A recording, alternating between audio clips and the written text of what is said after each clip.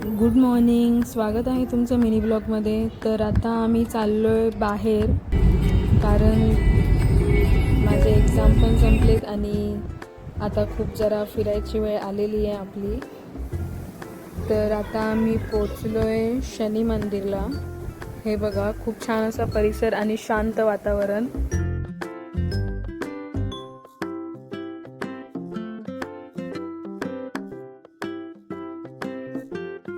दर्शन घेऊन आम्ही निघालो आता घरी आणि मी गाडी चालवत आहे. मध्येच आम्ही शिव मंदिरला जाण्याचा विचार केला आणि आम्ही आलो शिव मंदिरला.